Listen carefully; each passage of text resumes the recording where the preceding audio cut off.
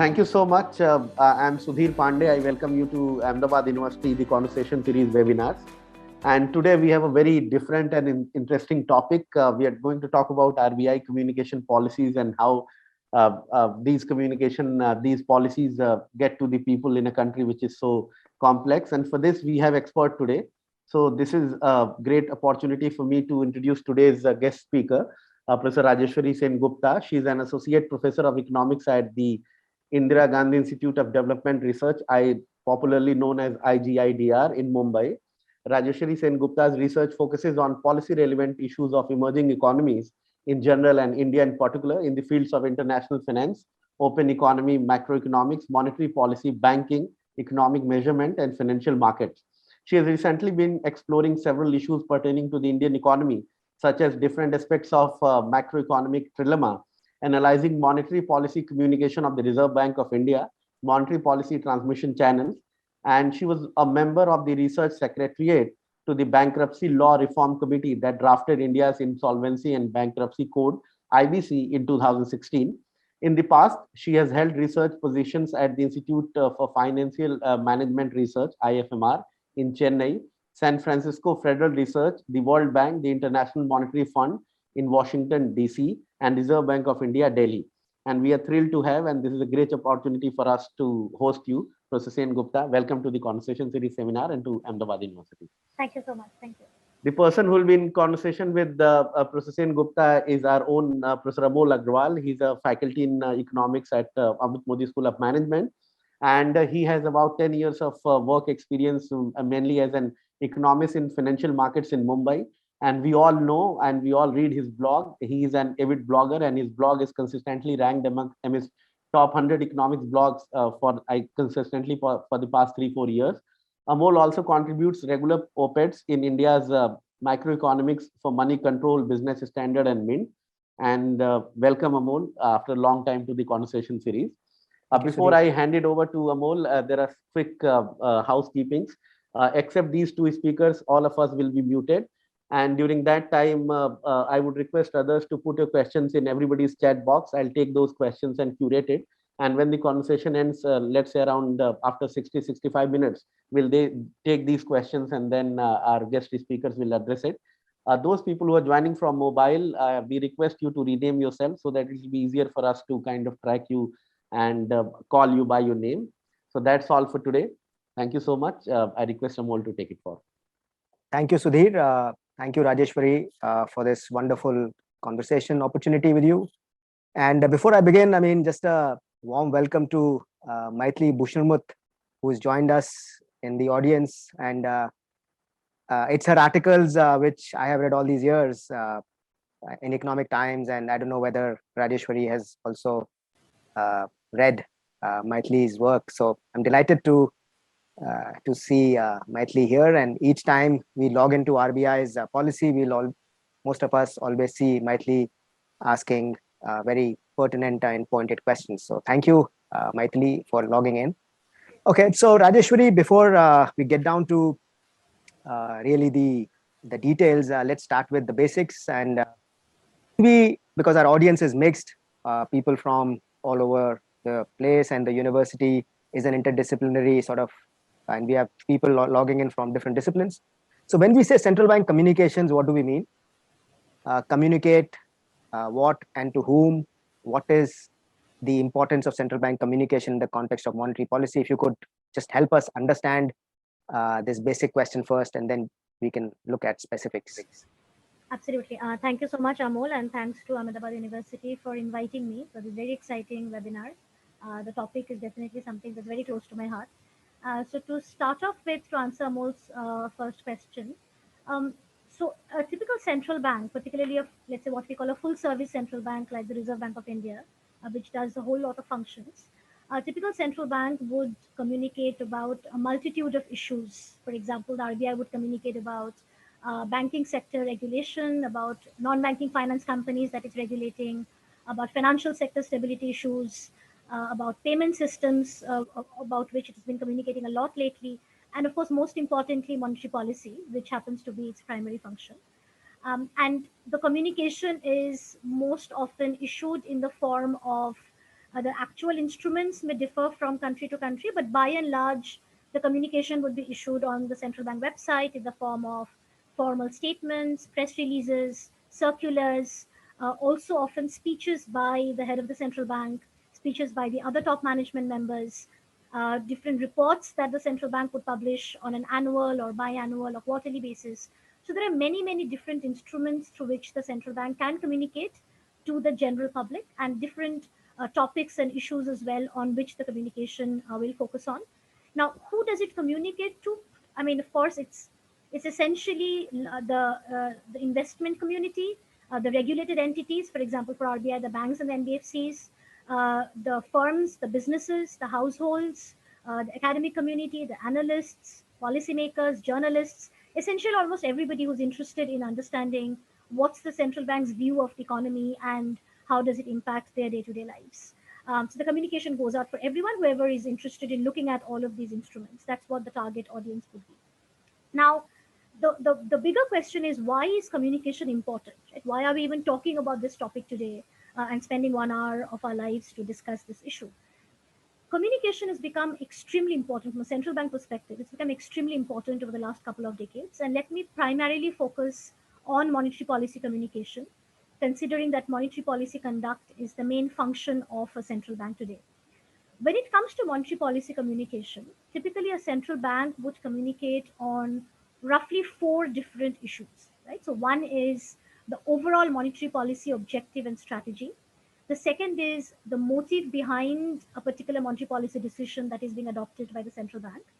The third is the central bank's overall outlook of the economy, both domestic and international. And this also includes its forecasts of inflation, GDP growth, etc. And the fourth would be any kind of forward guidance the central bank may want to give about the future conduct of monetary policy. So these are the main four elements of monetary policy communication that any central bank would want to put out through all of these different instruments for the different varieties of audience. Now, why is it important? Why is it that central bank monetary policy communication has become so important over the last couple of decades? The reason is because there are two aspects to it, the way I look at it. And there's been a lot of research on this in the US and increasingly in emerging market countries as well, that central bank communication essentially achieves two objectives, or it should achieve two objectives. One is that it should create genuine news, and the second is that it should reduce noise. Now, when I say create news, once again, there are three different aspects to it. So, first is, if the central bank wants to effectively impact the rest of the economy, then one very important way of doing that is through influencing market expectations, right? Is through influencing expectations of the public. Now, what do I mean by influencing expectations of the public, or expectations of what? So, the markets or the general public would form expectations about the future path of short-term policy rates by looking at what the central bank is doing and what the central bank is saying. And this in turn would have a feedback effect into the long-term interest rates, right? And all of these, the long-term as well as the short-term interest rates, play a very important role in deciding the overall cost of borrowing in the economy. So whoever is borrowing from the market, let's say the bond market, etc., is facing a certain interest rate, and that is directly connected with the market's expectation of what the long-term interest rate is going to be, which in turn is influenced by what the central bank is saying about the future path of monetary policy, about its future outlook of the economy, etc. So influencing market expectations, public expectations of future interest rate is a very important way of creating news. So let's say, for example, the RBI says today that it is concerned about high and rising inflation, and it is adopting a tightening monetary policy stance. That communication itself sends out a signal to the market and the public that going forward, interest rates are most likely going to start increasing, which in turn is going to push up the long-term interest rates. And by that, I mean, let's say the 10-year government security yields in the bond market. And as a result of that, the cost of borrowing in the overall economy is going to go up, which in turn will make borrowing costly, and that in turn will facilitate the monetary policy transmission that RBI has in mind to begin with, because that in turn has a dampening pressure on inflation, demand, so on and so forth. So effective communication, if done in a proper, consistent manner, can actually help monetary policy transmission. The second element of creating news is not only can the central bank influence public expectations about interest rates, but also public expectations about inflation to begin with. So let's say we are in an inflation targeting regime, and the central bank sends out communication. The public sees that inflation is high and rising, but the central bank is sending out communication which says that inflation is only a temporary phenomenon. It is not attaching a lot of weight on inflation. It is looking at many other objectives. It is sort of playing down the importance of inflation in its communication. Then that would send out a signal to the public that while we are in an inflation targeting regime, it does not seem like the central bank is giving a lot of weightage to inflation control. And that might actually, what we call, unanchor the inflation expectations of the economic agents, because then they don't know, will the central bank be serious about inflation control if inflation continues to increase, or will the central bank keep looking at many other objectives and ignore inflation? And in that confusion, they will start expecting higher wages, the firms will start asking for higher prices, and then we get into this wage price spiral, and then a self-fulfilling inflation cycle can kick in, right? Which exactly does the opposite of what an inflation targeting central bank would want to achieve. The third element of creating news is that while an inflation targeting central bank becomes so through the passing of a law in the parliament, but simply passing the law is not good enough, because the public or the markets are constantly deciphering what is the central bank's reaction function by looking at what the central bank is doing and what the central bank is saying. So simply having inflation targeting on paper is not always enough. The central bank has to constantly communicate through its statements, through its speeches, and show through its actions that it is indeed serious about inflation control and that it is indeed becoming an inflation targeting central bank. So, for example, let's say data comes out on CPI inflation, and the public see that CPI inflation today is 7%, which is higher than the central bank's tolerance upper level of 6%. If the public is believing in the credible communication of the central bank, that the central bank is serious about inflation control, then inflation expectations may not go out of whack, because the public believe that in the reaction function of the central bank, there's a lot of weight being attached to inflation. So they'll remain calm. But if they are not confident about the central bank's reaction function, because the communication has been a bit haywire, then the simple release of the CPI inflation data of 7% can make things extremely uncertain. And then that will once again lead to what I was calling unanchoring of inflation expectations, because the public don't know how the central bank is going to react to that number. Okay? So these are the three elements of sort of creating news. And the last element about reducing noise, which is extremely important in central bank communication, is basically to make central bank monetary policy making extremely predictable. Because the idea is that the real economy should function based on the predictability of the central bank's policy actions. That when the CPI inflation number of 7% comes out, businesses and households and investors can plan ahead, thinking that soon the central bank will bring it down to 6%. We don't need to worry about it. We don't need to factor in inflation volatility in our plans. So that predictability becomes very important. And in a way, what the advantage of that is, by making its own actions predictable, the central bank makes the market's behavior predictable to itself. Because the central bank itself can then predict how the market is going to react if the CPI inflation crosses a 6% threshold. So predictability is very important, and one very important way of achieving that is through consistent and coherent monetary policy communication. So ultimately, to end this first part of the question, is that the objective of a good central bank communication, and why it is so important, is basically to increase the signal to noise ratio. That the central bank should be giving out a lot of signals about what is its thought process, where it is going, what is its outlook of the economy, and also to convey what is the policy rule that it is implicitly following, and reduce the extent of the noise, so that macroeconomic uncertainty does not get aggravated and its policy becomes much more predictable to the general public. So that's pretty much why central bank communication today has become extremely important. And we can, of course, talk a lot about many of these things as we move on. Oh, thank you. This was wonderful. I mean, pretty much good. The entire course on monetary policy in just about 10 minutes. If one can, and if there are students who have logged in, they would have seen how much central bank communications matter today.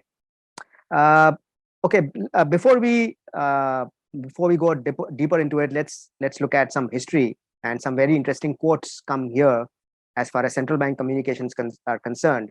And Alan Greenspan, who till the 2008 crisis was seen as this father of modern central banking, and everyone. So he famously once said, "If I seem unduly clear, you must have misunderstood what I said." And this is a period in the 1990s, not too far away, when we talk about monetary history and all that, where central bank communications were largely seen as very opaque, and nobody really cared about central bank communications. I mean, the kind of emphasis you've made in the earlier description, it suggests that it's very important. Whereas Greenspan at that time didn't, and just 10 years later, his successor Ben Bernanke, and now today most central bankers advocate the need to have clear and transparent communications. So can you take the audience through what led to this change from opacity to transparency in central bank communication? Absolutely. And that's actually a very important point, Amol, that you've raised, that while today it may seem that central bank communication is a given thing, and we may sit and debate about how the communication should be done, not so long ago, we were in a world where central bank communication was not really something very usual. In fact, we have come a long way since then.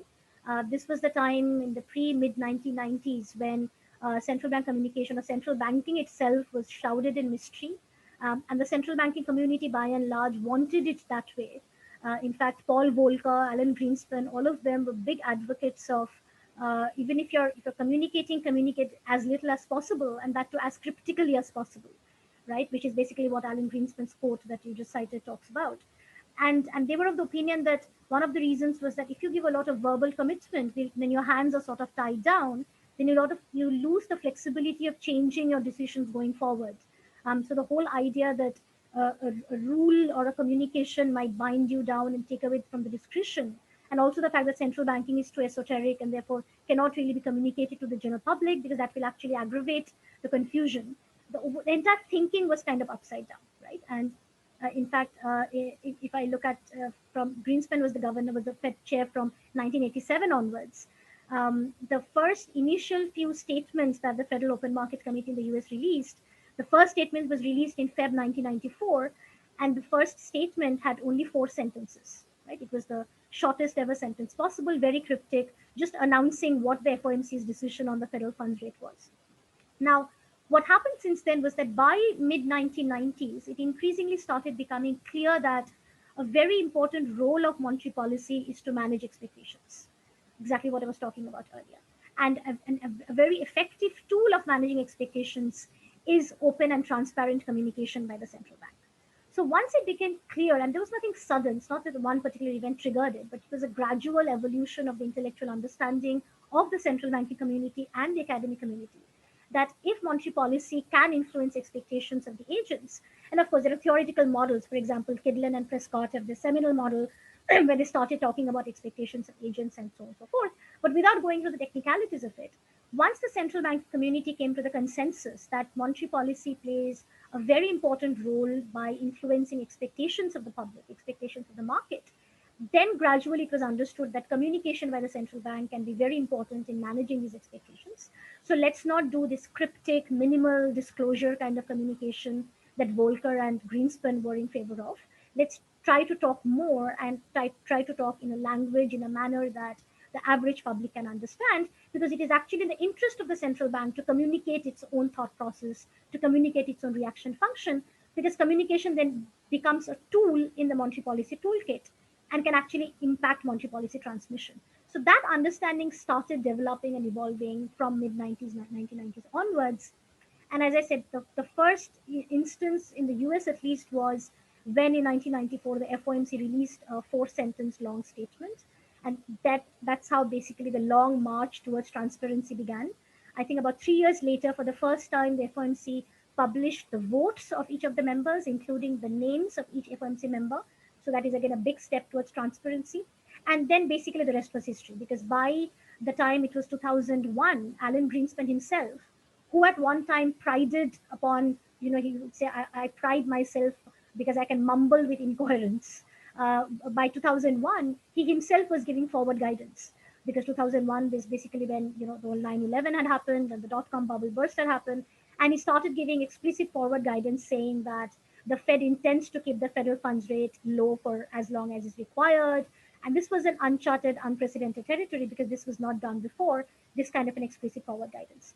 And by the time he left office in 2006, by that time, the FOMC statement was already a few paragraphs long. And of course, then Bernanke took over, and he was always in favor of very open, very transparent communication. And today, of course, if you look at a standard FOMC statement, it's several paragraphs long with a nuanced argument about why the particular decision is being taken, what's the outlook about the domestic and the international economy, what are the upside and downside risks to inflation and growth, the entire gamut of it, right? So I think that journey was very interesting from a historical perspective, that how we came from the Volcker era when inflation was very high, like as high as it is today in the US. But the entire Volcker era monetary policy was conducted in mystery, in this black box, that the market and the public had no idea what was going on. And then from there today, we are in a situation where the Fed and the FOMC are communicating a lot, and their every move is being observed and scrutinized and watched by world over, in fact. And there's a lot of communication coming out from the Fed. So that's a very interesting journey. But by the way, mind you that the Fed actually was a laggard in this regard and not a leader, because there are many other central banks that had already made a lot of improvement in terms of transparency and communication when the Fed was still in the Greenspan era. So, for example, the Reserve Bank of New Zealand was one of the very early pioneers of transparent and open central bank communication, as was the Bank of England. They were very early enthusiasts and converts to transparency. The Norwegian central bank, Swedish central bank, and increasingly with inflation targeting, I think that played a very, very important role. That by the time the New Zealand central bank adopted inflation targeting, and the Latin American, all over the world emerging countries, and then ECB also is considered to be a very transparent central bank when it opened doors in 1998. So throughout 1990s and early 2000s, I think the movement throughout the world to adopt inflation targeting as the monetary policy framework, that boosted central bank monetary policy communication significantly, because open and transparent communication is considered to be one of the most important virtues of inflation targeting. Because if you want to be a successful inflation targeting central bank, you have to try and anchor the expectations of the market and the public. And one very good way of trying to do that is by communicating your strategy, your decision, your outlook, your forecast, etc. So I think that definitely marked the shift away from this opacity towards greater transparency of communication. And that's something that we have seen in India as well, and we'll talk about that shortly, I hope. So I think that basically answers the question that we have come a long way over the last 20, 30 years from a very opaque, shrouded in mystery, black box kind of a central bank monetary policy conduct to a world today where it's discussed over social media. Everybody in the run up to a monetary policy meeting, they're writing articles, they're predicting what the central bank is going to do. Then there's a lot of analysis of what the central bank is going to say. And that is exactly as it should be, because that's essentially it's serving two objectives. One is it's informing the public opinion and as we go along, and it is also putting a lot of pressure of accountability on the central bank, that you are responsible. It's your duty to communicate to the public what is it that you're thinking, what is your future policy stance, are you sticking to what you're saying, and that accountability is very important for something like inflation targeting. So I think it's been a very welcome transition, but yes, it's taken a few decades to reach here for sure. Super interesting. I mean, as you mentioned about Bank of England and Bank of New Zealand, I mean, just for the audience, I mean, they also use pictures to explain their monetary policy statements, and there is some analysis ongoing which suggests that people are understanding these statements much more. And there's a very innovative Central Bank of Jamaica, which uses reggae music to explain its inflation targeting. So in case people want to enjoy both what central banks do and some reggae music, you can go to Central Bank of Jamaica's website. It's led to some very interesting. So yes, these are all ongoing developments pioneered by Reserve Bank of New Zealand and England, who apart from playing some very interesting cricket, also have some very interesting things on central banking. So let's, as you were saying, let's switch to RBI now. So RBI has two types of communications. One is its famous RBI Kehta Hai campaign for financial literacy. Second is again a sort of RBI Kehta Hai with financial markets and media over monetary policy. Given the context and given the importance, we stick to RBI Kehta Hai for financial markets and monetary policy, and there is a lot to understand. So can you now link what was happening globally in this whole central bank communication space to what is happening in RBI? And you've done some research looking at how the statements have changed and eased and all that in different governors' times and all that. So can you explain that? Absolutely. Okay. Thanks, Amol, for that. So, although one thing I wanted to mention that the whole reggae music and all of that, I think one of the reasons why central banks have been experimenting with different modes of communication is also because there is no consensus yet about what is an optimal communication strategy of a central bank. Right? It's still an evolving field, and in fact, as we speak, there's a lot of research being done in different central banks themselves. For example, Bank of Canada, Bank of England have set up separate departments on communication, all equipped with advanced PhD students to figure out how can you use machine learning, AI, etc. So it's a whole lot of advanced field going on to even understand how do you optimize central bank communication strategy, right? So while there are different central banks following the same objective of, let's say, inflation targeting, but the methods of communication used by the central banks differ across a wide range, as you've just described. And that's primarily because there is still no consensus about what is an optimal level of transparency, what is an optimal communication strategy. There's no best practice, so to speak, when it comes to central bank communication. So I think, and also the world is a constantly evolving place. So that's going to take quite some time to figure out what is there at all an equilibrium in terms of communication strategy.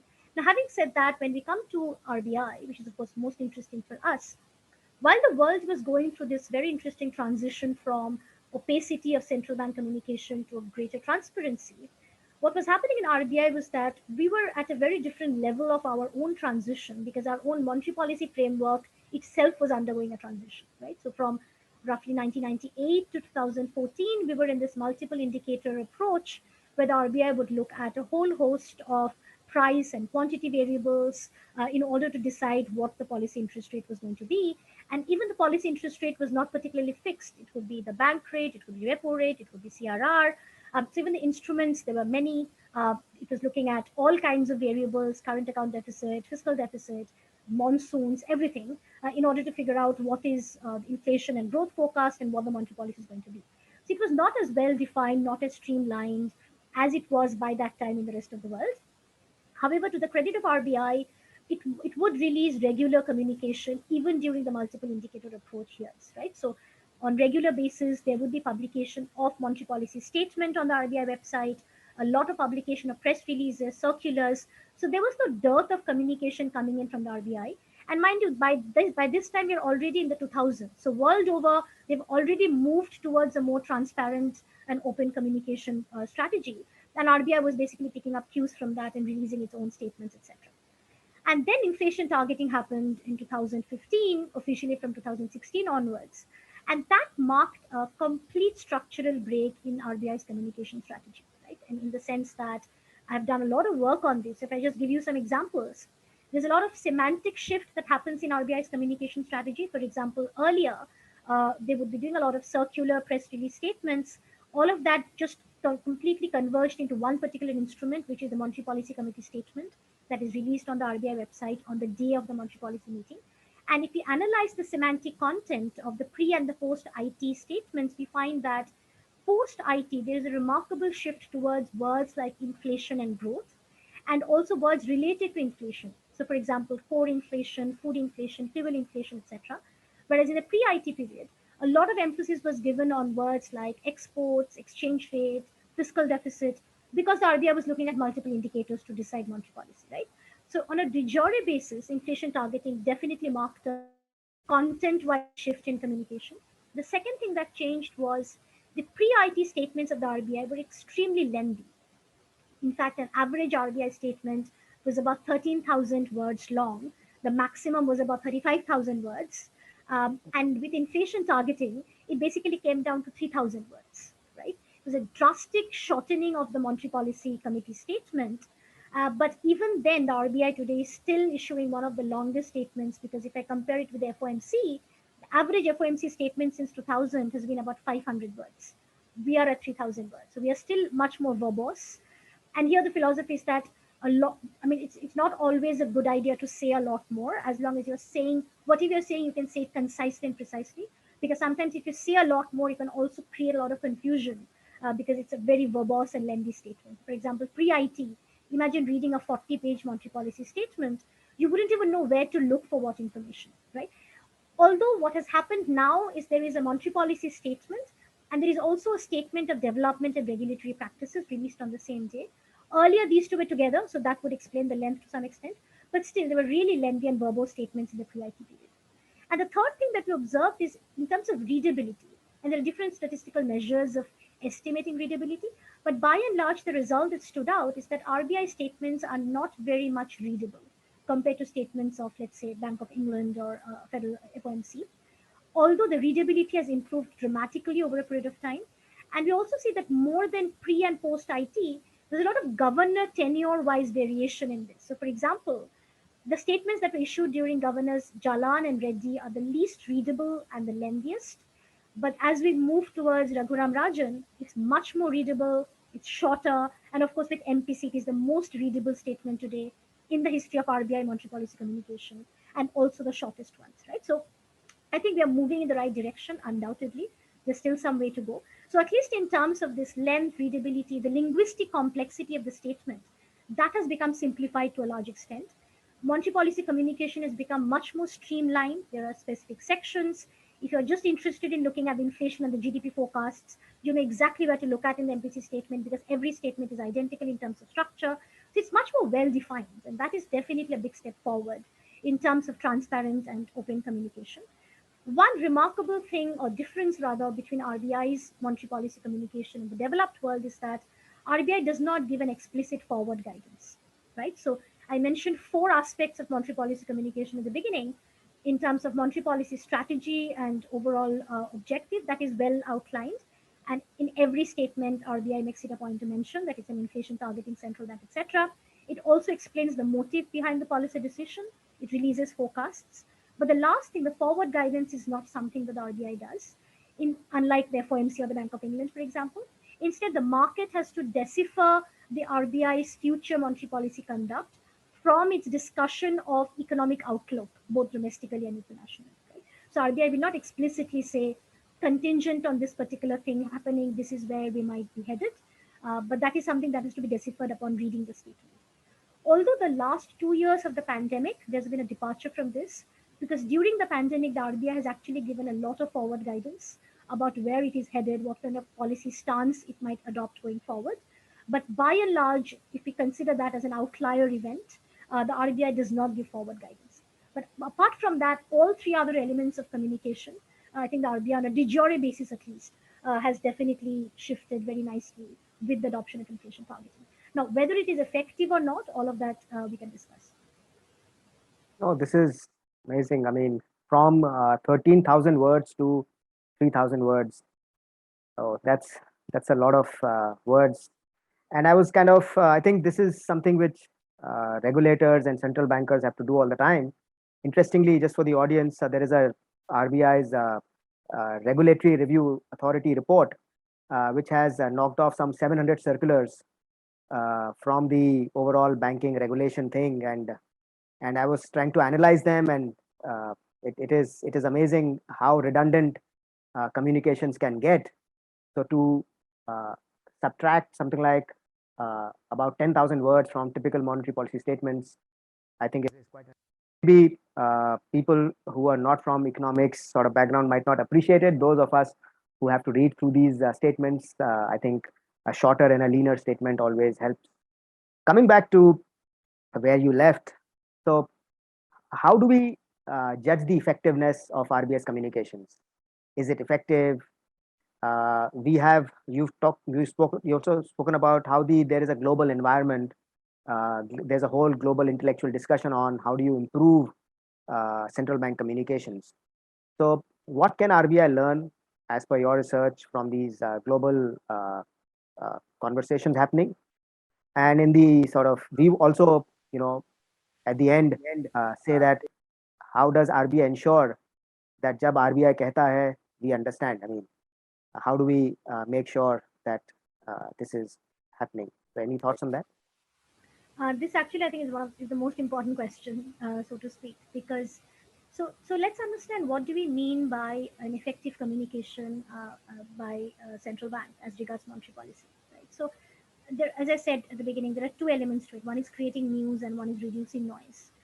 And an effective communication is something that is it increasing the effectiveness of monetary policy by creating genuine news, which is basically by moving the market interest rates in the desirable manner, And is it able to reduce noise, meaning that is it able to reduce the uncertainty and the volatility in the financial markets?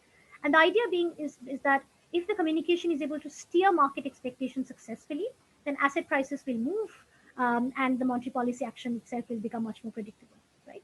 Now, the limited amount of research that we have done on this field, it shows that indeed, at least with the shift to inflation targeting particularly, market is increasingly paying a lot of attention to what, I mean, not with the shift to inflation targeting, but over a period of time, markets in India pay a lot of importance to what the RBI has been saying, not only to what the RBI has been doing in terms of the policy repo rate.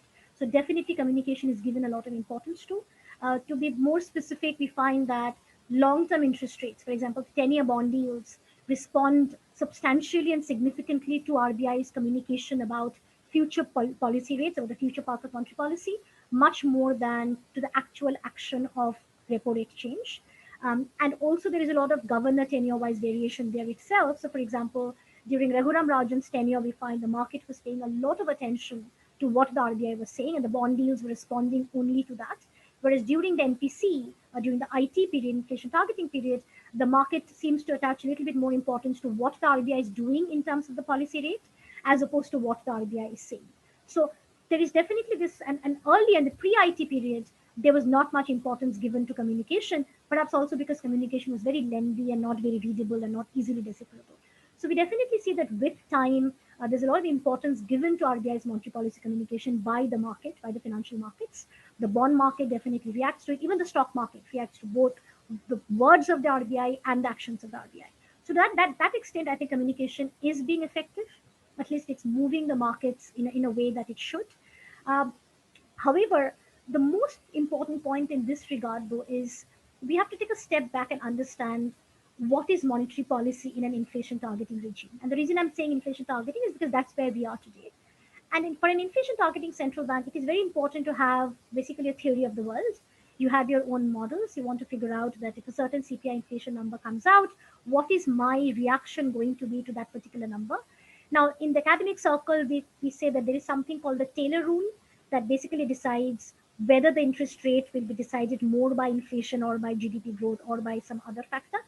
I don't particularly think that the Taylor rule always makes sense because we're in a constantly evolving scenario, and there could be many other things the central bank could be looking at, and that's absolutely fine. As long as it is transparently made clear to the public that what is it that the central bank actually looking at when it is setting the interest rate, right? And that is very important to let the public, to let the markets know what is the central bank's thought process. I'm not saying the central bank needs to communicate to the public what its future policy action is going to be, because that is not possible, because we don't know what the future data is going to look like. But as long as the behavior of the central bank contingent on the release of data should be predictable. That if an inflation number comes out to be higher than 6%, it is predictable how the central bank is going to react. And that is how the market should be able to decipher the central bank's policy reaction function by looking at its words and actions, right? That is a hallmark of an inflation targeting central bank. And that also anchors expectations, all of that predictability, accountability, etc. So if that's the thing, and that's what developed country central banks have achieved over a period of time. Now, if you look at the Fed, for example, during the pandemic, arguably we can say that the Fed made a mistake because it was behind the curve. It could not see, it had not foreseen inflation becoming so high so fast, and it had considered inflation to be a temporary risk and thereby lost some valuable months. Fair enough, we can criticize that. But we also have to be fair to the Fed that the Fed was constantly communicating its thought process, right? It was not holding anything back. It neither was it lying to the public. There was a constant communication between the Fed and the public that this is what the Fed is thinking. And now, based on that, we can always criticize that the Fed's theory of the world was wrong. Now, that's a different debate altogether. But at least we know what the Fed's theory of the world was. And if that's how inflation targeting or that's how monetary policy conduct should be, let's take a step back and see what's happening in India, what's been happening in India over the last 2 years. And I think there's a lot of room to ask questions as to, are we really in an inflation targeting regime, right? Is the central bank, is the Reserve Bank of India really following inflation targeting? Is the Monetary Policy Committee really doing the job that it is assigned by the law? Or have we somewhere diverted, gotten deviated from that particular objective? And the RBI is therefore looking at multiple other goals like bond yield management, exchange rate management, etc. And the reason that is connected to communication is that communication is like the icing on the cake, right? Once you've got the monetary policy strategy ironed out, then communication can play a very important role in amplifying the transmission mechanism. But if your monetary policy strategy itself is questionable, if that itself is not well defined and you're still hobbling and sort of trying to fumble and figure out what is going on, then communication is going to be problematic from the get go, because you're also communicating the confused thought process that you are in, which is exactly what I think has been happening over the last couple of years, and definitely over the last 1 year, at least in India. Because as you see, that there are some departures that have happened from the initial years of inflation targeting. So, for example, today we no longer just have a Monetary Policy Committee statement, we also have a governor's statement that is released on the same day, where the governor is explaining the rationale of the MPC, which was not done before. Secondly, we also see that we have deviated from not just the policy repo rate, many other instruments have been used, reverse repo rate, GSAP, unconventional monetary policy, etc., none of which gets discussed in the Monetary Policy Committee statement. And the third is that there's a lot of objectives that are being followed by the RBI and not just inflation and growth. So, for example, bond yield management has become a very important objective of monetary policy, but that is once again something that the Monetary Policy Committee does not discuss. And hence, we don't read that in the statement, but we do read that in the governor's statement. So, this kind of a sort of a mixed signaling that goes out through two statements on multiple objectives and multiple instruments, that definitely takes away from the credibility of inflation targeting and the entire predictability, reducing noise, creating news, all of the objectives that I was talking about earlier. So I think therefore we need to now question that, is the RBI really even doing inflation targeting? And therefore, if it is not doing inflation targeting, then what kind of communication can we expect from the RBI? Because if it wants to get serious about inflation control, then it first has to get the monetary policy strategy in order, and then it has to communicate about it, because communication is a second order thing that happens. If the policy itself is not coherent, then communication will of course not be coherent either. And also I think something that maybe somewhere we have gone wrong is with the composition of the monetary policy committee, right? So today the MPC has 3 external and 3 internal, and we don't see a lot of dissent in the monetary policy committee. We don't really see their voice in the monetary policy statement. Maybe an optimal design of the world could have been to have 4 external members and only the RBI governor, so that we would have seen a lot more neutrality, a lot more debate in the monetary policy committee meetings, and that would have gotten reflected in the communication as well. So I think that these are the things that we need to intellectualize and deliberate upon to understand that doing inflation targeting is not trivial, right? Passing a law is just not good enough. There has to be a lot more thinking about how can a central bank become an inflation targeting central bank, and hence how can it make the communication so that it is effective in achieving inflation targeting. Today's communication by the RBI almost seems like on a de jure basis we're supposed to do XYZ and we're doing it, but we're also doing ABC, and therefore the signal that's going out to the market is kind of a mixed signal. If I said fine, the pandemic was an outlier period and exceptional steps had to be taken, absolutely fair. All central banks did it, but now we are past the pandemic, right? And we are moving on to a different world altogether, where global inflation is becoming a very serious problem. It's uncharted territory for all emerging countries like India, and all eyes are going to be on monetary policy for the foreseeable future. And particularly now, concepts like independence of central bank, transparency are going to become even more important. And that's where central bank communication becoming coherent, consistent, sending out a clear signal about inflation control is going to become extremely important. And I think we need to therefore get our house in order and figure out where are we in that journey and what more needs to be done if we really want to get serious about monetary policy and inflation targeting. Okay, so what you're saying is that uh, we have this some kind of a monetary policy strategy of inflation targeting, but apparently whatever the act asks us to do, RBI is just doing that. But parallelly, there are some multiple communication channels which have come up, and they have led to confusion in the markets. Is that what it is, Rajeshwari? Yes, so that's definitely one part of it, that when you have multiple communication coming out on the day of the monetary policy statement, that can lead to confusion when the communication is of different types, I mean, targeted at different objectives and different instruments. And the second thing is that we need to get back to streamlining and defining monetary policy in a very consistent and coherent manner. That what is the objective of RBI's monetary policy? Who is in charge of monetary policy? And therefore, what is the communication that we want to send out to the market and the public about the future path of monetary policy? I think all of that have gone a bit haywire somewhere down the line as a result of the pandemic. And now is the time when we need to take stock of things and get back that order. Because simply, there's one thing about you just keep on tightening monetary policy and expect that to have an effect, but that is just one part of the overall package. The entire package of inflation targeting consists of a lot more than that. There is a particular role of the MPC, there is a role of a communication, there's a role of RBI, there's a role of inflation forecast, GDP forecast. All of that have gotten hampered, and I think a lot of stock now needs to be taken how to get that back in order. Okay. So if one is to pick up one central bank, let's say, or a couple of central banks from which Reserve Bank would learn, any thoughts on that? Do we, or because RBI is very different institution and India is very different, we need to. So, for instance, you mentioned European Central Bank, and European Bank has, since it's a monetary union of multiple countries, they issue monetary policy statements in different languages. So do you think we could have a similar strategy in India, or has there been any discussion on this? I don't think there's been a lot of discussion on this. I remember there was a lot of discussion when inflation targeting was being introduced, and there was a lot of lessons being taken from other countries, and as it should have been.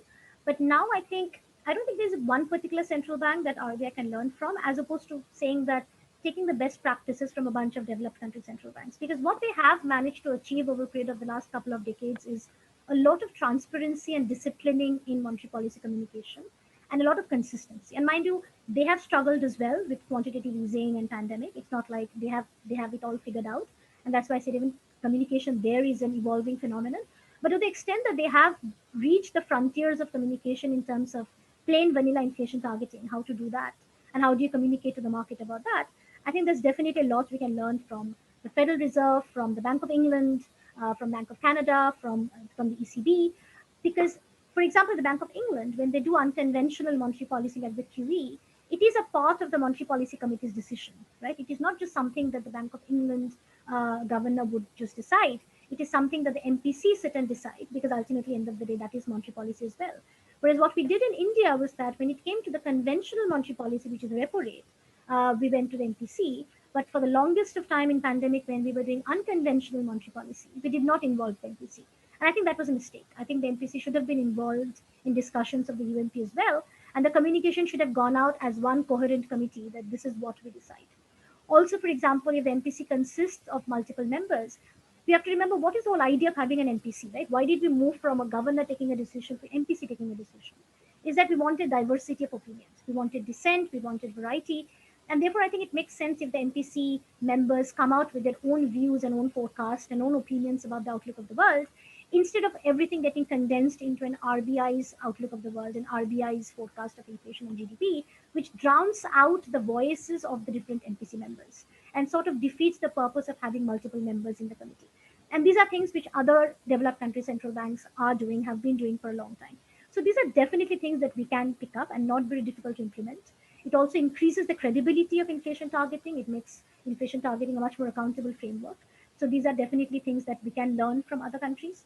And once we have to first decide, Amol, as I was saying, that are we serious about inflation targeting? I think that is a decision that it's not just the RBI, but the government, everybody together has to take. And once it's decided that we are going to stick to inflation targeting the best way possible, then of course there are ample best practices all over the world to learn from. And I just gave two examples of unconventional monetary policy and FOMC members. Also, for example, the RBI intervenes in the foreign exchange market from time to time to manage the exchange rate. Now, this is definitely a monetary policy phenomenon because, as we all understand, as the moment you're intervening in the foreign exchange market, you are impacting the monetary base, the money supply, which immediately has a repercussion for monetary policy, inflation, etc. But this is again something that is never discussed in the Monetary Policy Committee statement. And that means that the RBI is doing something and the MPC is saying something, and there seems to be a disconnect between the two, which does not have to be. Because the market also wants information about, do I need to hedge my currency risk? Is the MPC going to do something about it? Is the RBI going to do something about it? And I think what has happened is because in India the law says that the MPC only gets to decide the policy repo rate, that has become a very narrow definition of the MPC's remit, and therefore a narrow definition of MPC's communication policy. But we have to keep in mind that if the instrument is only the repo rate that the MPC can control, there are many, many things which are impacting inflation, which is basically the main determinant of the repo rate.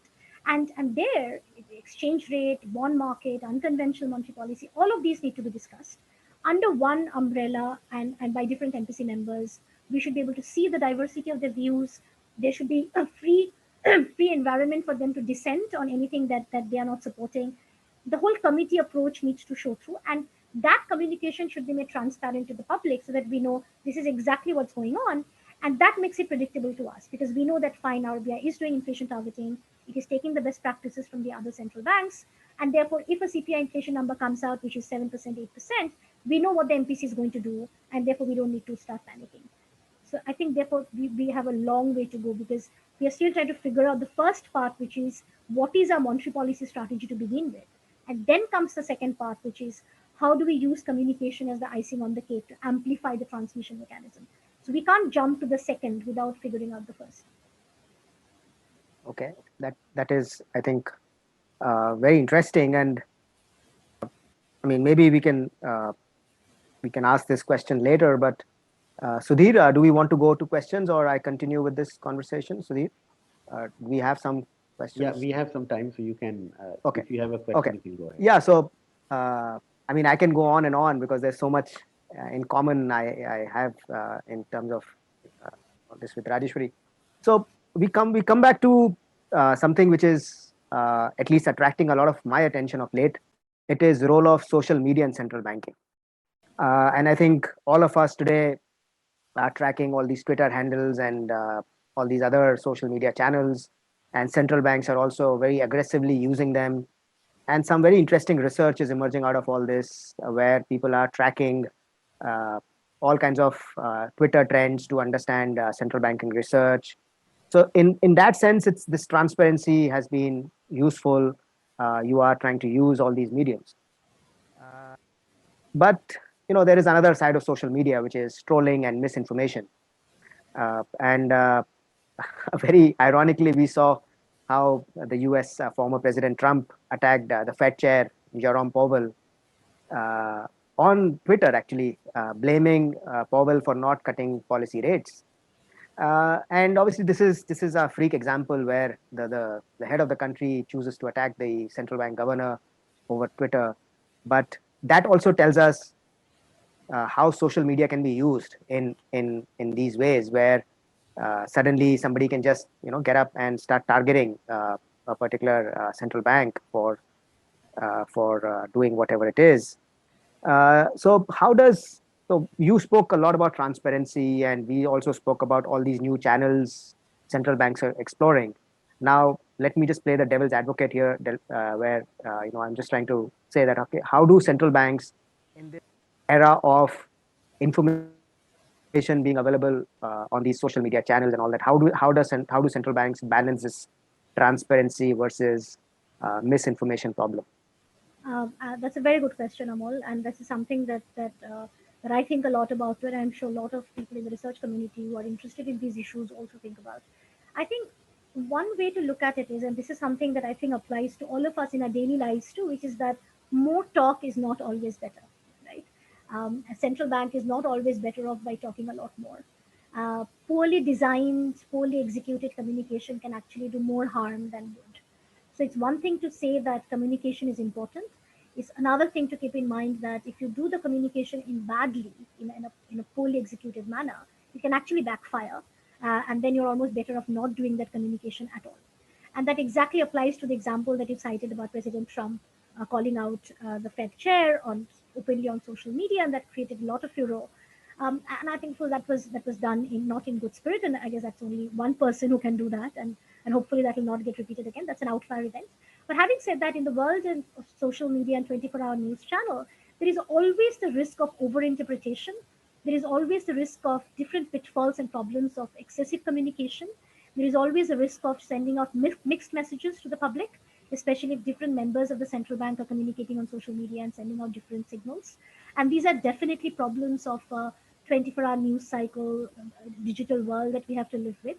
And I think there it is extremely important to keep in mind a few things. One is that transparency of the central bank is more important now than ever before. As I said, with monetary policy and inflation becoming so high, and monetary policy being the only tool pretty much available to control inflation, governments all over the world need to give that amount of independence and autonomy to the central banks to do what they think they should be doing, right? Because end of the day, it is the central bank that has access to the information, the techniques, the tools, the forecasting models, etc., that is required to figure out what kind of monetary policy should be designed to tackle inflation and growth.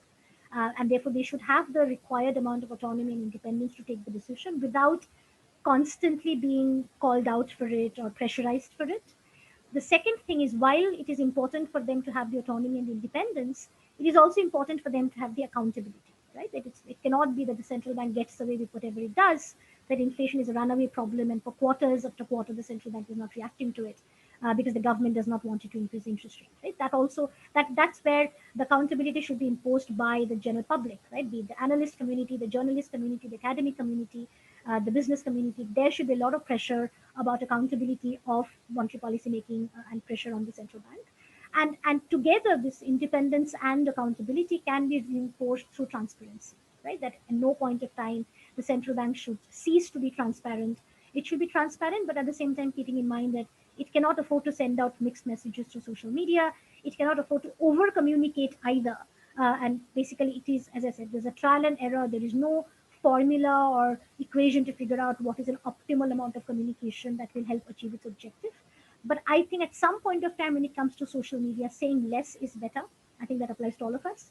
And if you stick to only the official medium of communication, which is the statement, press release, etc., occasional speeches, etc., and keep it coherent, keep it consistent, that might be a better way of managing expectations, especially as we go into this uncharted territory of US facing 9%, close to 9% inflation, Europe facing 8% inflation, and this in the emerging world completely struggling to figure out what to do. In that kind of a scenario, which I foresee is going to stay for the next few years, if we take too much to social media and if we talk a lot about policy decision, forward guidance, I think that might actually backfire. We probably should not do that.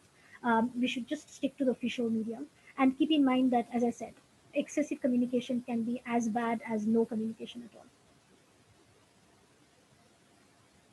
all. Thank you. I think, Sudhir, can we move on to audience questions? I think Yes, we can. we are right in time, 5. So yeah. So I'll come back maybe later with more questions, Rajesh. yeah. So I would like to invite you. Dr. Kajleen Kaur to ask a question. She has a question. She is a professor at Shri Guru Gobind Singh College of Commerce. Professor Kajleen, if you can switch on your video and audio.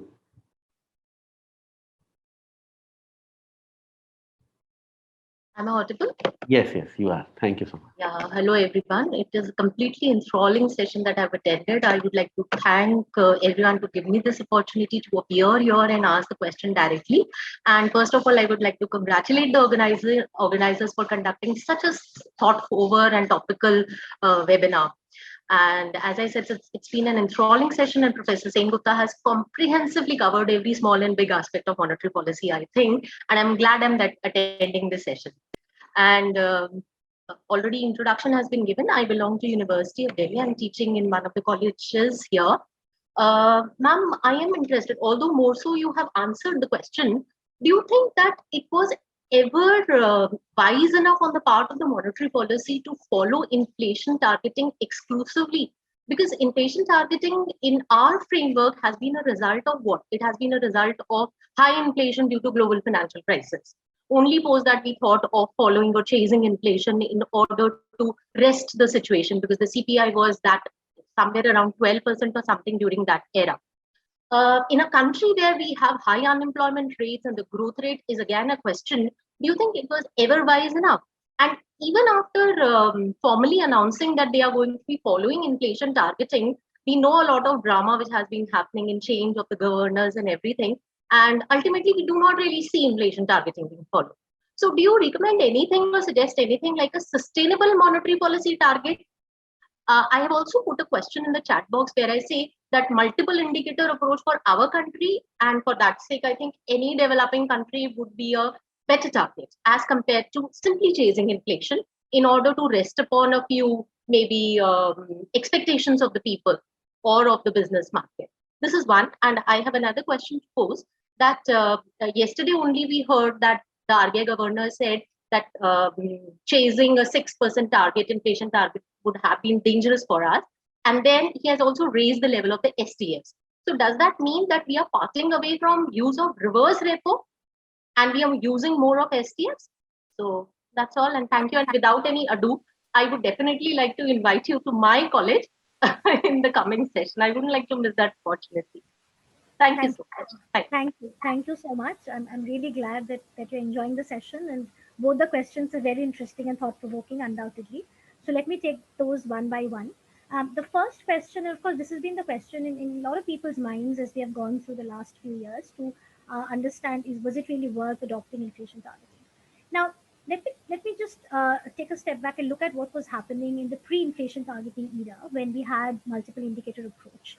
What was happening then was that because the RBI was not given a specific target, either for inflation or for growth, in fact, it was not given any specific variable to look at per se. There was a implicit understanding that the RBI, being the central bank, would be looking at inflation, growth, and financial sector stability. But because there was the quantitative numerical target that was assigned to it, to its monetary policy conduct, at any given point of time, the RBI could look at any other objective and ignore inflation and ignore even growth because it was not held accountable for anything. One of the most important elements of inflation targeting or any kind of targeting which comes with a numerical target basically is the concept of accountability, right? How do you hold an institution accountable unless you know what is it that it is supposed to achieve and you can't even quantify that objective, right? If you can't quantify the objective and the goal, you can't hold that institution accountable for not achieving it. And if you can't hold the institution accountable, then you just have to bear the consequences of macroeconomic uncertainty because nobody is telling the RBI to follow a particular target, which is pretty much what happened from, let's say, 2004 to 2014. There was a first 2004 2008 period when, for example, we were getting a lot of capital inflows. The exchange rate was appreciating very severely. That time, because we had a high current account deficit, this was not favorable, it was not considered favorable by the government. And the RBI was under a lot of pressure to intervene in the foreign exchange market to defend the rupee. So it tried to prevent the appreciation of the rupee. And the way it would do that, it's basically it would buy a lot of dollars and sell rupees. And as it is doing that, its foreign exchange reserves accumulation went up significantly. But also what happened was that the money supply increased a lot. And that became sort of one of the triggers of the inflation that we saw going forward from 2009-10 onwards, of course, aggravated by fuel price shock, food price shock, etc. But during those 4 years, I remember that there was no accountability of the RBI to either look at inflation or growth. So if the RBI was exclusively doing exchange rate management, nobody could really ask questions for it because it was absolutely fine in a multiple indicator approach. Now, lo and behold, when the global financial crisis happened and the WPI inflation became double digits, CPI inflation went up to 15%, even then the RBI did not react to it. It was still doing monetary policy stimulus, in fact, because the global financial crisis had just hit the world. It had lowered the interest rate. The government was doing fiscal stimulus, and it ignored CPI and WPI inflation for quite some time. In fact, back then, RBI was not even explicitly looking at CPI inflation, it was looking at WPI inflation, and it was ignoring it. Once again, nobody was there to hold RBI accountable for it because it was not tied down to any quantitative target. By the time the RBI started reacting to it by increasing the policy repo rate, arguably it was already very late. Inflation, as I said, had gone up to 15%, and it had to very drastically and very sharply increase the repo rate. And that, of course, had very damaging prospect for the growth and everything else that followed. And then we had the taper tantrum, and everything was a complete mess. So what I'm trying to say is that in a multiple indicator approach, while you have the flexibility to respond to whatever fire is burning at that point of time, but if the central bank is constantly in the mode of putting out whatever fire is burning, there is no predictability, there is no accountability, and therefore things can go out of control very fast. At least today, in whatever broken inflation targeting regime that we are in, we can at least sort of say with confidence that CPI inflation will not go up to 15% because, as you can see, there's already a whole lot of noise and pressure on the RBI because inflation has gone beyond 7%, and the RBI has already started tightening monetary policy because it is tied down to the target that it is supposed to be achieving, and hence we are not going to be facing a very high inflation. And we have to remember that inflation is the worst tax on the economy. In fact, it hurts the poor people the most. So with a CPI inflation of 15%, you're looking at a significantly damaged economy, so to speak. And the central bank is the only one which pretty much has the kind of tool to control inflation. So tying its hand down and imposing that restriction and accountability on it can sometimes be very effective when you're faced with these kind of shocks. Now, mind you, in India, we actually do not follow strict inflation targeting. We have a very, very flexible inflation targeting regime. In fact, it is the second widest inflation targeting band in the world, the widest being in Turkey. Ours is the second widest. We have a from 4% target, 6% above, 2% below. So it's a really wide inflation targeting band, which gives a lot of room to maneuver to the RBI in case there is an oil price shock, in case there is a GDP growth shock. So it is not that it is ignoring unemployment, it is ignoring GDP growth. In fact, throughout the pandemic, the RBI was actually putting the entire focus on GDP growth, so to speak. So it does have a lot of flexibility and room within that band to maneuver. But if you don't even have that band, if you don't even have the target, then we are back to where we would be in the 2004 to 14 era, which is at any point of time, it is anybody's guess what is it that the RBI is looking at. It does not help to anchor expectations. It does not hold the RBI accountable. And that leads to a lot of macroeconomic uncertainty. Because in the real economy, when businesses and households are making plans, if you're making your retirement plan X years down the line, or businesses are making plans for infrastructure projects, for example, they have to factor in a stable inflation outlook. They have to factor in that inflation is not going to jump around from 5% to 15%. Because if that's the uncertain macro environment that they are forced to operate in, then that will hamper investment, that will hamper households' decision making. And that immediately has an impact on growth and long term prospects as well. So, a stable macroeconomic environment where there is predictability about inflation, predictability about monetary policy, that is what everybody wants in order to be able to make the plans that help create GDP, that help take the real economy forward. So, I think to that extent, it's very, very important to have this kind of inflation targeting framework, which very properly defines what is the objective of the RBI, which is primarily inflation control, keeping an eye on growth. It has a quantitative target. It puts down what happens if the RBI is not able to meet the objective. That accountability framework, I think, is extremely important. So I think we should definitely stick to it. If anything, if you're not doing it well, it is the government's job to figure out what needs to be done to help fix it and strengthen it even further rather than walk away from it. Because we know the alternative was not something that was working for us. The second question is, sorry, what was your second question? Regarding STLs. Yes. So you They're are using right. more of STL. Yeah, sorry. Yeah, you are right. You are right. You are right. It seems increasingly that we are, I mean, the RBI is not interested in using the reverse repo rate, at least for the foreseeable future. We are definitely moving to the standing deposit facility thing, which has become the lower, the floor of the LAF corridor. And I think it's been become made quite clear by the RBI that that is what it is going to stick to for now. And maybe the reverse repo rate is not going to come back anytime soon. And I mean, that is something I'm guessing the RBI would have taken a well-informed decision, thinking that the SDF is a better tool for absorbing liquidity from the system, which is a very important objective right now, as opposed to the reverse repo rate. And that's basically how the LAF corridor has been changed. So I think the reverse repo rate is probably not going to get used anytime soon. I hope that answers both the questions. Can I add to that? Thank you so much. Thank you so much. Kajleen, just a sort of you raised a very interesting multiple indicator approach. Yeah. And BIS, economists keep fighting as we move to something else comes up.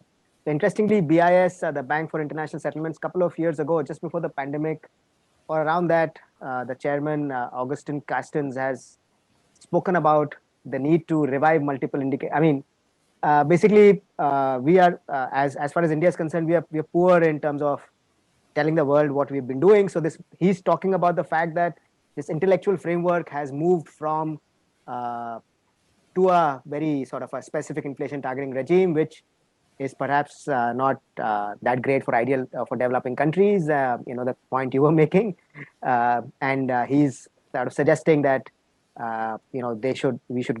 they should look at a multiple indicator approach. I'm happy to point out that paper maybe later, but so I mean we keep fighting, right? I mean as a particular framework emerges and there are problems, so that will be very interesting. So let me make one point here. It is also worth keeping in mind that there is no central bank in the world which has moved away from inflation targeting. Sure. Don't want to be the first. Right. What happens is if you have adopted inflation targeting after so much of thoughts, and then if you abandon it, that is a huge blow to the credibility of monetary policy, and that might do more damage I fully agree. I was just pointing to her. Yeah. So, I mean, I completely agree. I mean, there is no way we can get away because the world before inflation targeting for India was very chaotic. At least we have to sort of improve that rather than go backwards. But I was just, No. just, Yeah. I mean, just telling Kachri. Yeah. Yeah, thank you. Now I would like to call Professor Sonal Yadav for a question. Uh, yes, thank you. Thank you, Professor Sengupta and Professor Amol, for that very interesting, engaging, and informative talk. So, my question is about the current inflation. And if you look at the current inflation, it is more a supply side problem than demand side. So, whether this change in policy rate would help in controlling inflation, or government must take some action to control it. And secondly, because inflation is now increasing at a very fast rate, is it possible that MPC would change the its target from like 4% to 4.5 or something? So Thank the first, thank you so much for your questions. The first question, of course, it's absolutely correct that the entire inflation that we are facing today is almost largely supply-driven inflation because of all the supply shocks we have faced, the pandemic, the Russia-Ukraine war, the lockdowns in China, etc. And all over the world, inflation today is a supply-side driven one. In fact, in the US, although the demand has also gone up significantly because of all the stimulus measures, but in countries like India, we haven't had that kind of stimulus, so it's primarily supply side driven. Now, what happens when you have a supply side driven inflation is that if you, in that environment, let's say supply is weak, if you start, if you keep monetary policy in an accommodative stance, if you maintain an easy monetary policy, if you keep interest rates loose for a very long period of time, and if you flood the system with a lot of liquidity, that kind of an easy monetary policy in a supply constrained environment actually starts boosting demand. And the last thing that you would want to do is to boost demand when the supply is weak, because that will most definitely aggravate the inflation even more, right? So the thing that monetary policy can do is to keep demand weak so that the gap between demand and the supply remains as small as possible so that inflation doesn't go out of control. So when RBI was not reacting to inflation throughout December to May, and it was keeping monetary policy easy, the problem with that was that you are already in an environment where supply constraints are entrenched. Inflation, WPI inflation is at a 3-decade high, it's 15% and more, which means that is just going to pass through CPI inflation just with a lag of a few quarters. So you can see that there is inflation building up in the pipeline. In that environment, if you maintain an easy monetary policy, and if you don't give any signal about tightening of monetary policy, then demand is going to start increasing. And then inflation is definitely going to go out of control because you've just added fuel to the fire, right? So while RBI may not have direct tools to control supply side inflation, it also should not encourage demand in an environment when supply is constrained. Now, having said that, what can the government do to improve supply? Unfortunately, when this kind of a situation happens, the supply side inflation may not always be very easy to tackle world over. But in emerging countries like India, the government always has this knee jerk reaction of imposing bans and controls and thinking that that is going to improve supply. And that is absolutely a wrong way of thinking because no amount of export ban, no amount of caps and controls, no amount of changing of excise duties is really going to solve the supply side problem, which is coming from world over. It's just something that you have to sort of pass through and make sure your monetary policy is not adding more fuel to the fire by aggravating the demand situation. But if the government starts to stepping in by doing this kind of a bans on exports, by doing all the steps that it has been taking over the last 2-3 months, that's actually even more damaging because the cost to the economy of these measures can be higher than the cost of inflation, in fact. Because at this point of time, when we need to be exporting a lot more, that is pretty much our only source of growth right now because investment is not happening.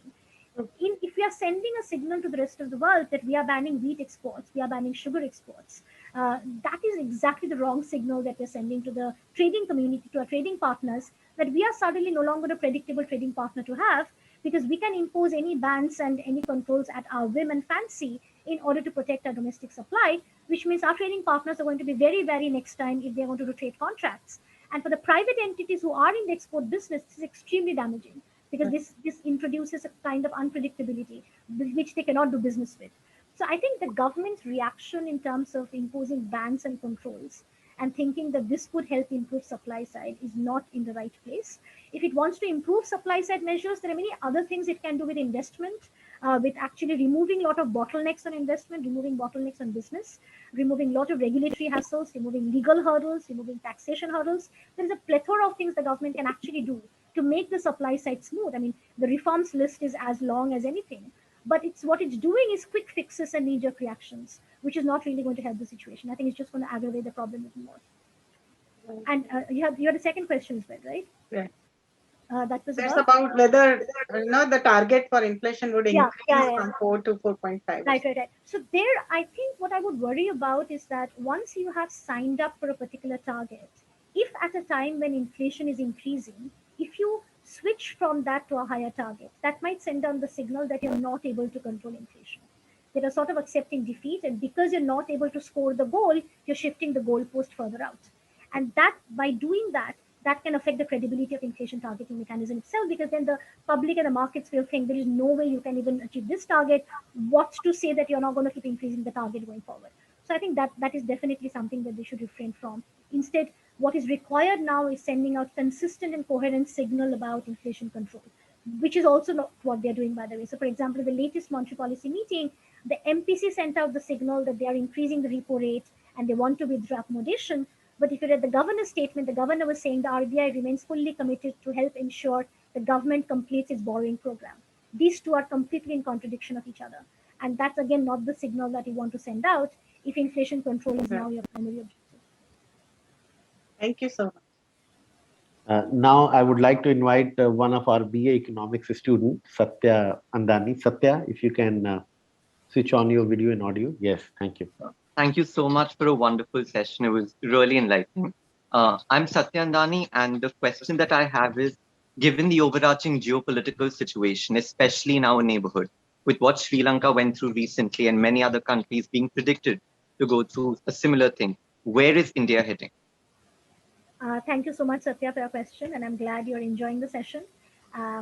So it's a very, very pertinent question, and I have actually gotten this question from many people, because obviously everybody's concerned about what's happening in Sri Lanka. It's quite shocking as our immediate neighbor is going through such a terrible economic plight. To be fair, although I don't think India is anywhere remotely similar to where Sri Lanka is today, or will be. And some of the reasons for that, one is that Sri Lanka is a very small open economy, and it depends disproportionately on tourism and remittances. And during the pandemic, it got hit both by a complete stoppage of tourism, of course, and a very big reduction of remittance flows. And once that stopped, then Sri Lanka's entire inflow of foreign exchange basically dwindled down. And without foreign exchange, it is also a very import dependent country. It does not really produce a lot of items. Its main resources are natural raw materials, so natural resources or some agricultural crops, etc. But by and large, it imports most of the things that it needs. So for an import dependent country to not have access to enough foreign exchange, that is a recipe for crisis at any point of time. So that is exactly what triggered the Sri Lankan problem, coupled with the fact that fiscally it is in a very, very bad position. It has been fiscally mismanaged for a very long time, ever since the power change happened in the Sri Lankan government. Fiscal deficit has been very high, debt has been very high. Much of its debt is denominated in foreign currency, which is again a bad thing, because the moment your local currency starts depreciating, your debt level just balloon up. So all of these problems sort of compounded together and happened at the same time for Sri Lanka. And the pandemic was, of course, the last straw.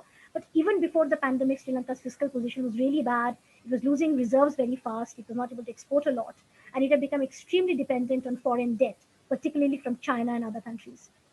Now, if I compare that with India, where does India stand in comparison? First of all, India today is a large open economy. It has a relative good amount of economic might in the world. It is not as dependent on tourism and remittance, of course, far from it.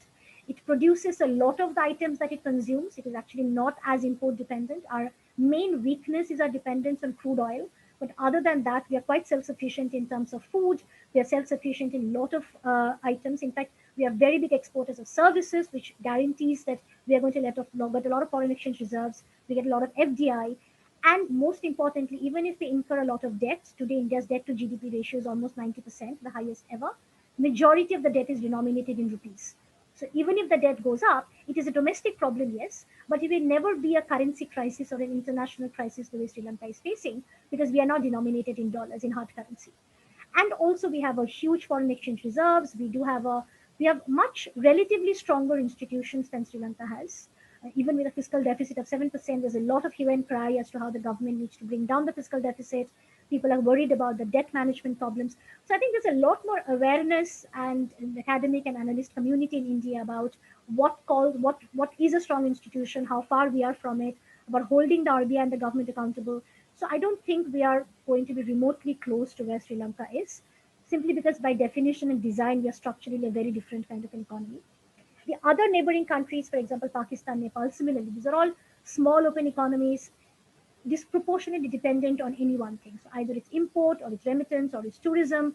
And it is the lack of self-sufficiency, that the lack of strong institution, that is what hurt them the most.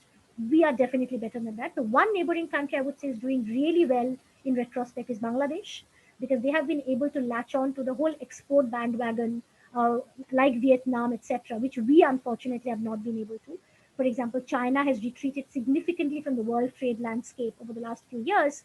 And this was a golden opportunity for countries like Vietnam, Philippines, Bangladesh, India to step in and take advantage of that export potential, which these countries have. Bangladesh is doing remarkably well with its exports and microfinance industries. We unfortunately have not been able to take advantage of that. So I would say that is a lost potential for us, but none of that creates the kind of risk that a Pakistan or Sri Lanka or Nepal is facing, for that matter. I hope that answers Thank your you so question. much. Absolutely. Thank you. I think Maithili, we just wanted to reach out Maithili has agreed to say a few things about this. Maithili Bhushanurmat, can she unmute herself? I've unmuted myself. Can you? Okay, yeah. Hi. Hi, Amol. Thank you so much. It was an interesting session, Rajeshwari, also. But I just have 4 quick remarks. I'm limiting myself only to communications, not to anything else, because it's just a wide area. So 4 quick remarks. 1, communication is a two-way street. And the problem in the Indian context is the Reserve Bank of India traditionally does not take kindly to criticism. Unlike the Fed, which has admitted that it made a mistake, the RBI steadfastly refuses to. And this is something that I find very absurd, because almost every central bank has made a mistake, because hindsight is 2020 and things were so unexpected and you really couldn't predict. So I think that as long as you are in a state of denial, you're unlikely to be able to take remedial action. So RBI has, unfortunately, its own way of hitting back. Unlike the Fed, where despite the strident criticism by, say, the Economist cover, which said that the Fed has failed, in India, you will not hear that kind of plain speak. Regulated entities are very, very wary of getting on the wrong side of the RBI. And the critics are not given an opportunity to question. The interviews are only with so-called friendly media, quote unquote, and no follow-up questions are ever raised. This, I think, is one major failing of the Reserve Bank of India, because it puts itself on a pedestal. And I think, just as we say in democracy, in fact, this has also been said about the Prime Minister, that he doesn't speak to media. You need to speak. You need to be willing to hear an alternative point of view and defend yourself or argue. But if you're only going to have surrounded by yes men, then I think it becomes very difficult. There's no point of talking about communication. It's just a monologue, one-way monologue. Secondly, I think communication is not limited to monetary policy. Speeches, the number of speeches by the deputy governors, if you notice, has come down dramatically from the time of, say, Subbarao, where you had a number of speeches by deputy governors. Now you have hardly any speeches by the deputy governors. And this is a great way of learning about not just monetary policy, because as you said, RBI is a full-scale central bank, full-service central bank. It does much more. You need to hear the other deputy governors also.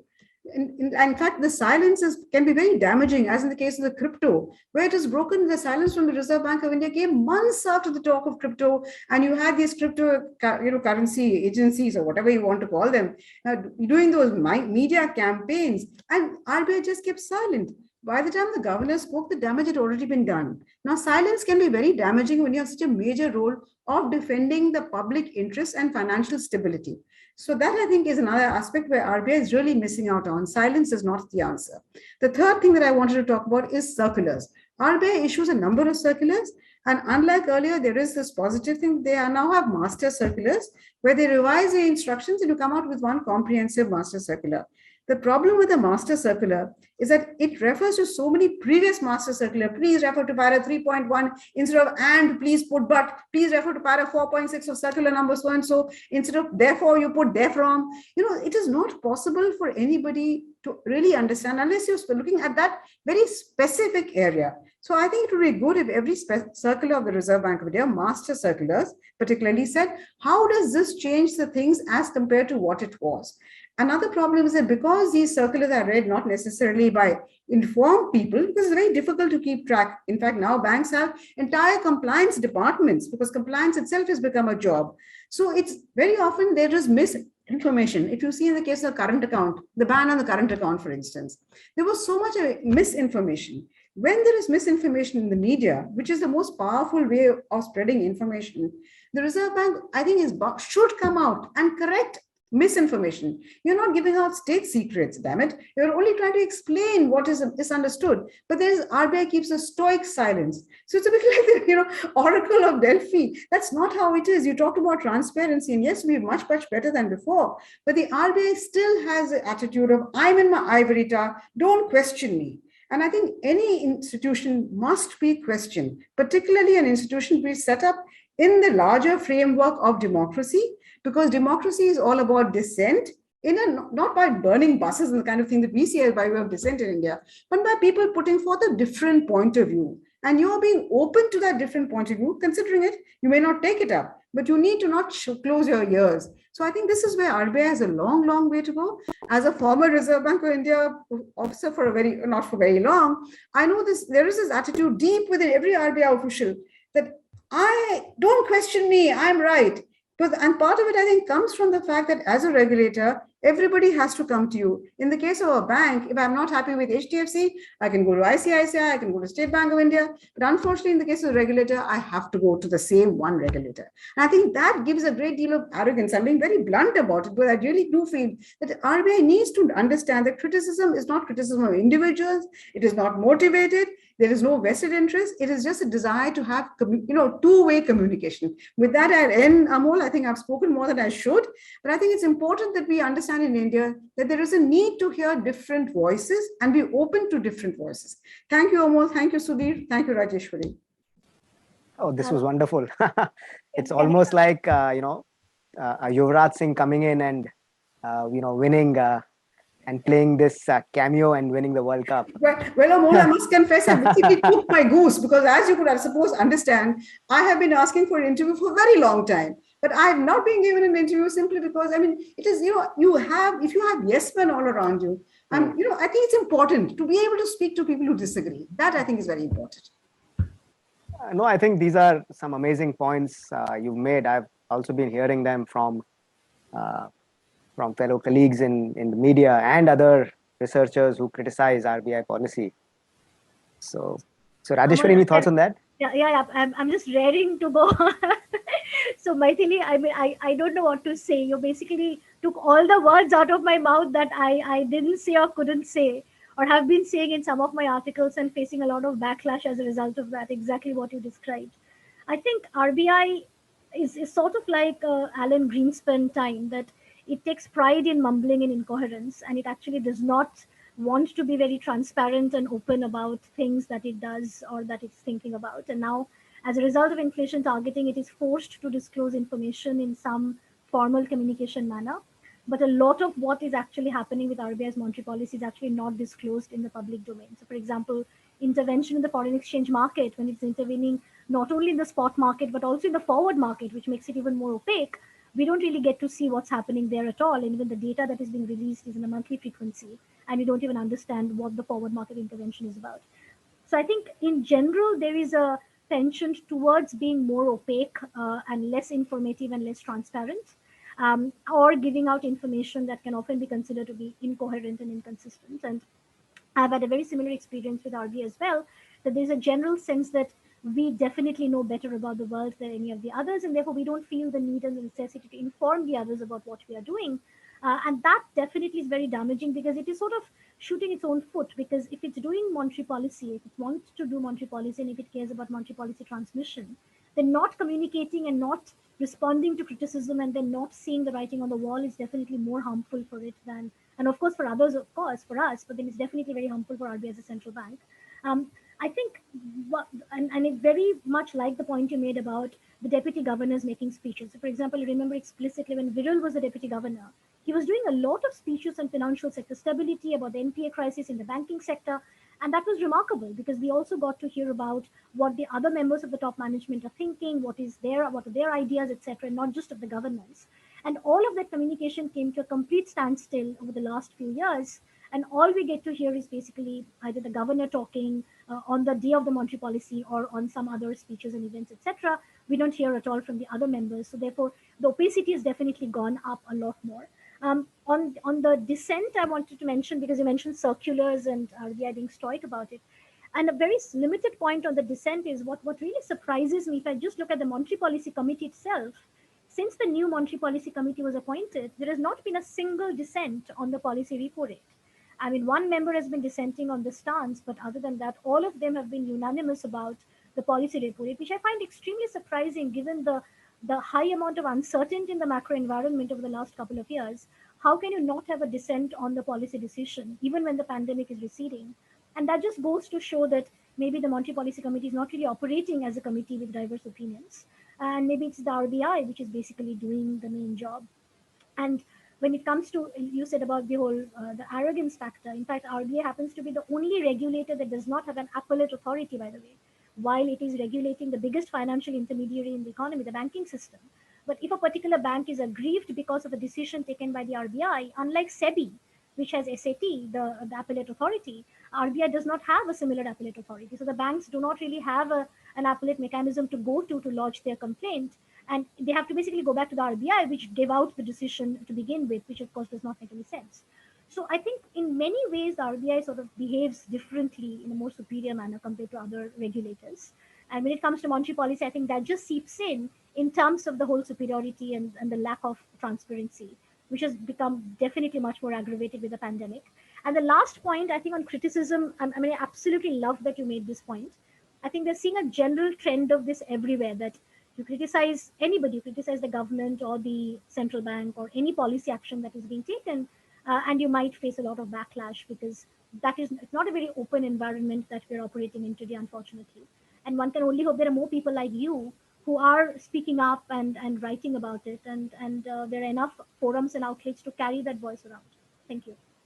Thank you, Rajeshwari. I also am very cognizant of the fact that you are working at IGDIR, which is a Reserve Bank of India funded institution. So hats off to you. I, of course, am a journalist and I can always say what I want. And at my age, certainly I don't need to kind of curry favors with anybody. Thank you. Thank you so much. And I think hats off to IGIDR also, as of now, till now, that they are letting me do what I'm doing. And I hope it continues like that. Thank you. Yeah, thank you so much, Professor Sengupta. There are a couple of more questions by Professor Soumil and Professor Pallavi. And if you allow, then I would like, because we've already crossed our time, 5:30. I don't have any problem. Okay, so I would like to invite Professor Pallavi Vyas to ask a question, and after that, Professor Soumil Shah. So yes, Professor Pallavi can come. Yeah. Hi, this is really interesting. So quick, what about the legal implications of misinformation? That's what I don't understand. Like, isn't the RBI like held accountable? Like, I mean, how can you make inconsistent statements like within the institution? I mean, any justice meted out to them? Very good point. I wish we lived in a world where there was a system like that. But very briefly, so for example, if I look at the reason we are talking a lot about monetary policy communication is because Amol and I decided, given the time constraint, we can't talk about all aspects of RBI's communication. But within the limited ambit of monetary policy, what the law says, and since you brought up the legal aspect of it, what the inflation targeting law says that if the Reserve Bank of India has failed to meet the inflation target for 3 quarters in a row, then it has to write a report and send it to the parliament explaining why the target was missed, what is going to be done to remedy the situation, and how soon will the situation be remedied. Now, there was a period in 2020 when for 3 quarters in a row, the inflation target was missed. But as we now know in hindsight, the RBI, of course, did not send the report to the parliament. And the parliament was also okay to condone the situation, citing cases of missing data, that because the country was in a lockdown period between March and April, May, surveys could not go out to collect CPI inflation data, etc. and hence we could not do inflation forecasting, and therefore we can ignore the period.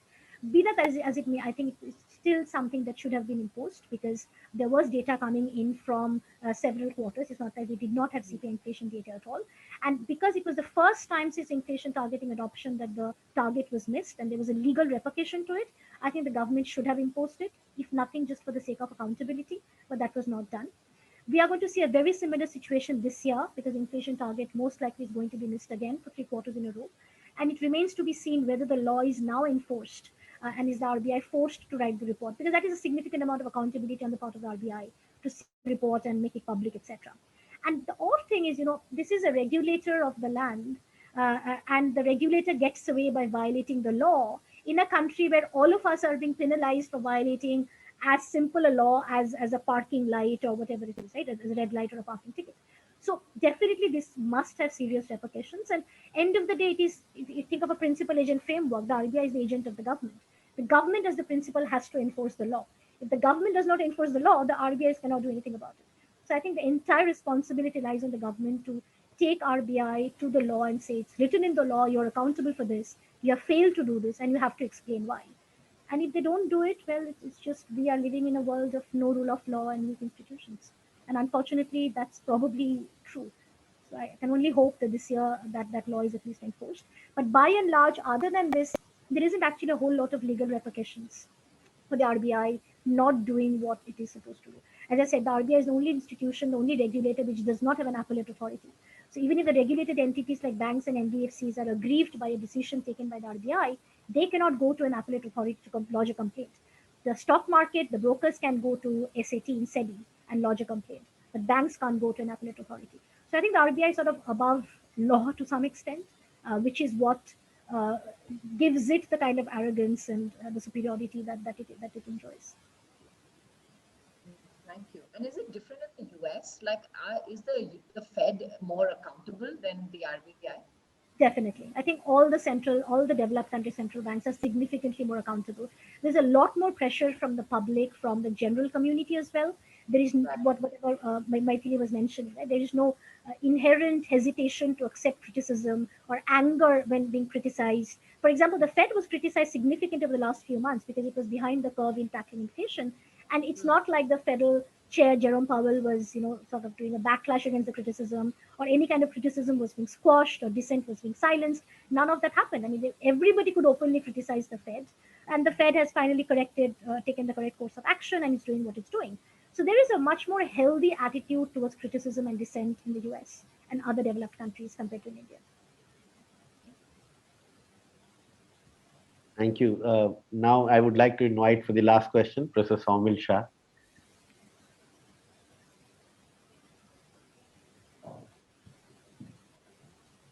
If you can ask a question, Professor Saumil.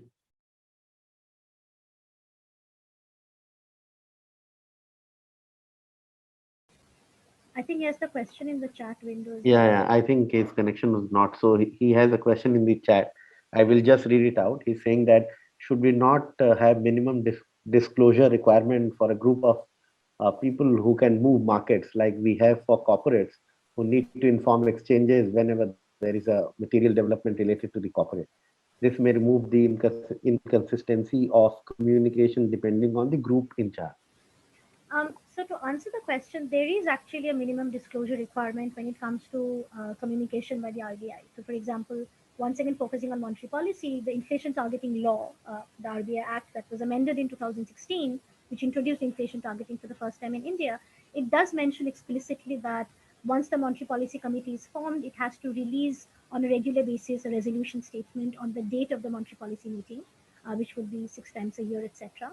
And along with the statement being published, with a lag of about 2 weeks, the minutes of the monetary policy meeting would also have to be published on the RBI website. Then a monetary policy report has to be published by the RBI twice a year. So all of these modes of communication, the minimum disclosures are already laid out in the law. And that is exactly what the RBI has adopted as well, which is why I said during my conversation with Amol as well, that on a de jure basis, the RBI has actually adopted the law as far as communication is concerned. But the problem is that there is, of course, a lot of open area, which, I mean, the law cannot cover everything, right? For example, if the law says that the MPC will release a statement, it does not say that the governor will not release a statement. And therefore, the governor has every prerogative to release a statement on the same day of the monetary policy meeting along with MPC. Also, the law cannot do a lot of micromanagement to say what all will be contained in the monetary policy statement.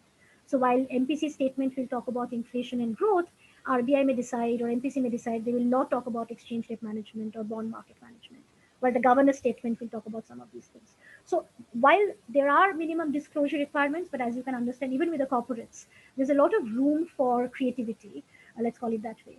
And there's a lot of room for omissions as well, which remain upon the discretion of the members of the institution, which is exactly what is happening with the monetary policy. I hope that Thank answers. you. Yeah, thank you so much. I'll convey this to him. I think there is still some problem with the connection. I request Professor Amol to close this conversation. Thank you, Rajeshwari, for this wonderful conversation. And this has been thoroughly enjoyable. A lot of ideas have been generated. And I think this whole thing of central bank communications and its importance, and you obviously putting the main thing that it's the strategy first, followed by communications. I think that's a very, very important point. Having said that, the whole gamut of communications and why and how they become important was discussed, and some amazing pointers from this. I hope the students who logged in learned quite a bit from Professor Rajeshwari Sengupta. I mean, she was in an amazing conversational mode today. I learned quite a bit from this conversation, and look forward to having you at Ahmedabad University. We've missed you a couple of times, so hope it happens soon, and look forward to meeting you. Thank you. Absolutely. Thank you so much, Amol. It was an absolute delight and pleasure to talk about these topics. Always a pleasure interacting with you as well. And I very much look forward to being there in person and interacting with everybody. Thank you, Sudhir Pandeyji, for organizing all of these things and for inviting me to this forum. And I really hope everybody who listened in, either here or through the web streaming services, got to learn, because it's a bit of an esoteric topic that we don't always talk about. I just had one question. In case somebody was not able to dial in today, will this be available later on in case they want to hear in? Yes. Yes. So in the next week, I'll share the recording with everyone. Okay. So yeah, it will be available. That will be nice. That will be really helpful. Then I can share some of this with my students as well. So thank you so much. I had a really good time, and hopefully this helps to take the debate and the discourse forward to some extent. Thank you. Thank you so much. Thanks to you, and we are grateful to you for doing this conversation on this topic.